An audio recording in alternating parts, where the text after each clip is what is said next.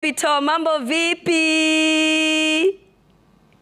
Hello, mambo. Uko aje? Niko poa sana Kalondo. First of all, acha nikwambie welcome home because this is home. Thank you so much. Yes, uko US, but right now as we speak you're home. First of all, nataka kujua timing iko aje, weather iko aje, uko Mutaratara inasema aje, form ni gani uko? Sasa hivi ni saa 10. And right now weather iko poa, like we are approaching namalizia summer, so at least weather iko poa, at least it's good to go out and yeah, it's a good weather. Yeah. Chef, talk to me about your journey. Kutoka Kenya ulitoka lini? Arrive lini US of A? And as we continue to speak about journey yako huko, but first of all, talk to me about wewe kutoka huku to the US. Okay, first of all, I think begin journey yangu nilikuwa mimi naitwa Robie and natoka place inaitwa Mossbridge in Kenya. That's in way back to the village in Katustret village. That's where I was born and raised. So my first place, I went to school in Moi University. I did hospitality management back in 2013, and for information, I was the only boy in my class. It was a good class. So then after there, I went to my internship nilienda MTRH hospital, Moi Teaching and Referral Hospital in 2013. Nikatoka MTRH, nikaenda my first job I went to Super Break Hotel. Over there, I did for like a few months because I was still training. Then after there, I went to Ellen's Exclusive Restaurant. It's Iko Eli Bado. Then after there, nika moved to Riverside Hotel. I worked there for a couple of years. At least hapo ndo I can say nilianza ku learn how to mentor people into cooking. Right after Riverside Hotel, nikafanya na hospitali inaitwa Fountain Hospital, still in LD. I worked there as an assistant hospital chef, whereby tulikuwa tunahudumia wagonjwa, tunawapatia food, whatever they need. And that's where I found the passion of at least kupikia msee na unaona at least ana recover anapona. That's what satisfies our soul. Right from there, I moved to Doha. That was in 2018. 2018 nikaenda Doha, Qatar, nikapata job na company inaitwa Intercontinental Group of Hotels. So this is the place I can say it's really mentored me, and this is the place I grew. When I went to IG Hotels, I went there as a demi chef de partie.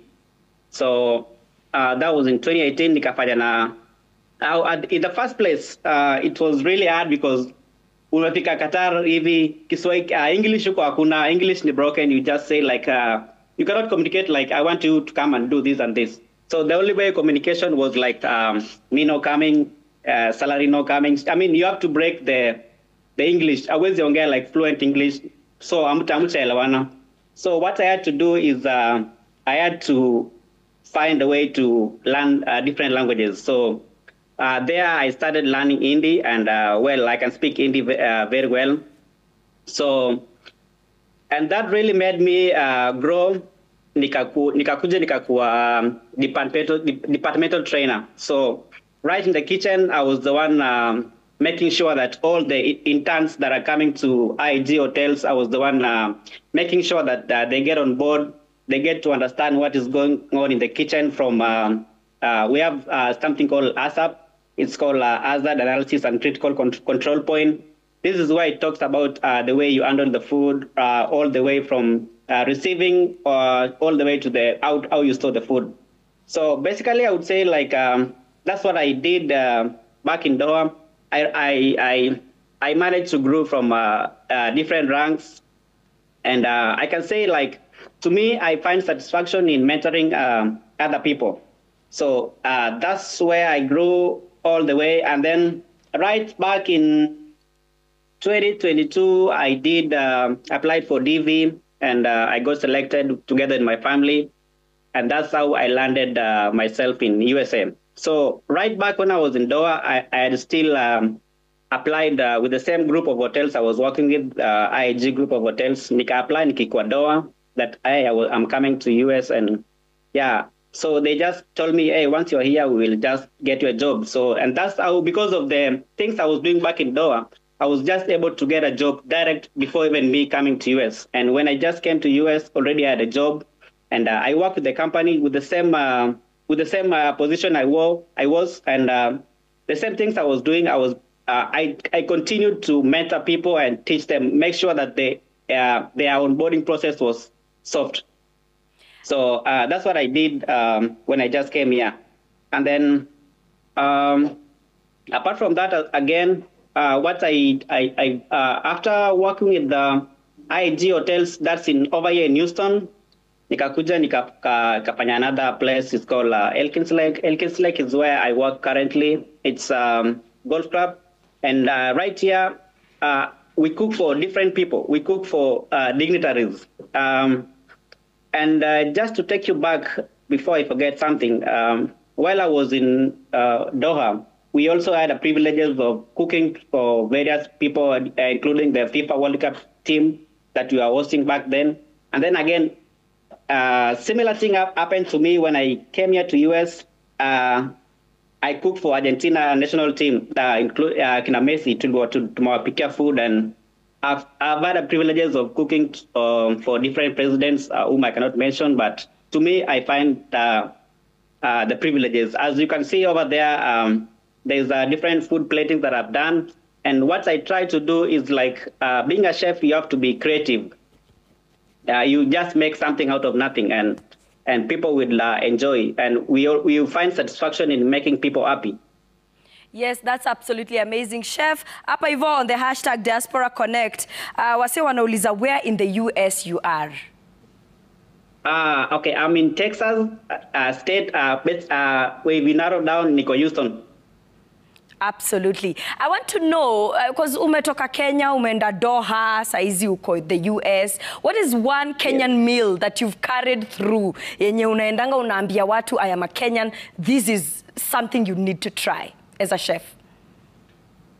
As you've been playing the pictures over there, there's one picture of ugali, but this ugali, I tried to make it Americanized. So it's still ugali, yes, but I just tried to Americanize it in a way that you just cut it into like cubes. So it kind of looked like, it's not the, if you can see, there's a picture that just flip over there. It's ugali, but I'm just trying to tell people that in Kenya, we have a lot of food, but the only thing that we lack is how to market our food. And there's one day I did that as the special. It was ugali and beef stew. When I did that, the people were like, what is this? Is it a bread? Is it a cake or what? I told them it's African food is called ugali, because the way I designed it, I mean, they really liked it, and on that day we sell it, because each and every day we have a different specialties of food, and you can bring in whatever you want to bring and make people happy.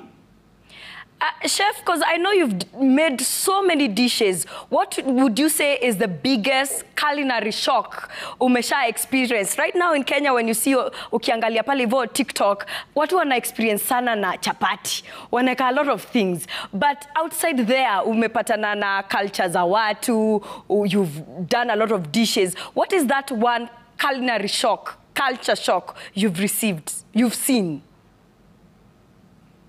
Well, to me, I think what really shocked me is there's this, actually it's from Africa, it's Zimbabwe. They have these worms. They just eat the worms, they just fry the worms and eat them. To me, it kind of looked weird to me, but it's something they like. And you know, one thing is like, being a chef, you are able to cook anything, irrespective you eat it or you don't eat it, but you have to cook it and make people happy. You know, so to me, that's one thing that it actually shocked me, because you in Kenya, kuna vitu mingi hatukuli Kenya, but many people here would eat even snails. You know, people eat cockroaches, people eat snakes, but we just make them because it's what they want, and we have to make it to their taste. And to me, it really shocks me. Yeah, and of course, Chef, tumeongea a lot kuhusu, you know, the glitz, the glamour, the, you know, the highs. Na najua kuna zile the lows, especially when you are in Kenyan na uko kwa country zingine. What would you say has been, briefly, a setup? What has been one of the setbacks in terms of your journey while you're uko maju?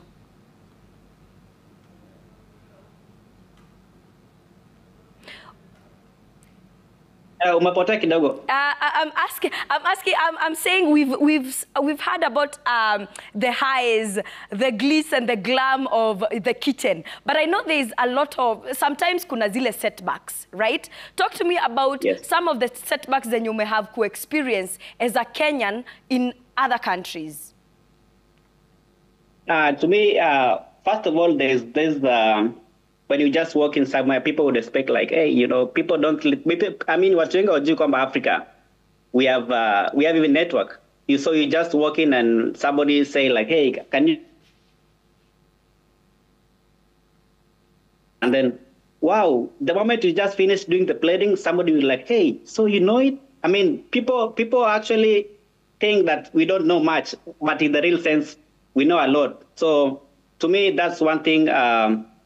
That actually we should improve on it. I mean, the way we approach people and the way we like present ourselves outside there, it's something that many people actually have been amazed. Especially whenever I do something, many people get surprised, like, hey, how did you know this?